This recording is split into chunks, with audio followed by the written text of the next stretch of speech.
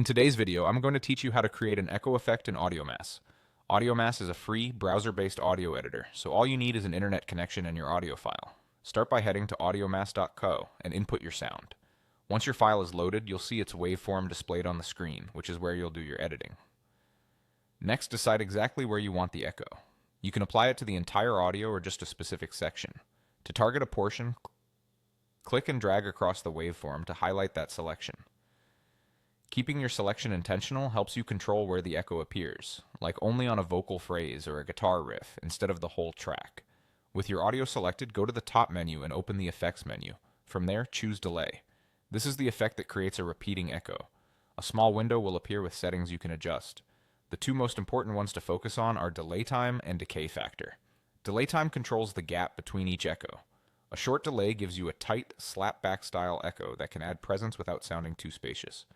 A longer delay places more time between repeats, creating that wide, atmospheric echo that feels like it's bouncing off distant walls. Think of this as the timing of your echoes. Decay factor controls how long the echoes take to fade out. Lower values make the repeats fade quickly, which keeps things clean and subtle. Higher values let the echoes trail off more gradually, adding depth and ambiance, but if you push it too high, it can start to overwhelm the original sound. A good approach is to start moderate and adjust to taste, listening for clarity while still getting the vibe you want. As you tweak these settings, pay attention to how the echo supports the original audio. For spoken voice, shorter delay times and modest decay usually sound natural. For music, especially slow or spacious tracks, longer delays and a slightly higher decay can add a dramatic feel. If the sound becomes muddy or distracting, reduce the decay or shorten the delay time to tighten it up. Once you're satisfied with the balance, click Apply.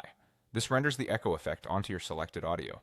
If you change your mind, you can always back up and fine-tune the settings to better match your project. And that's it.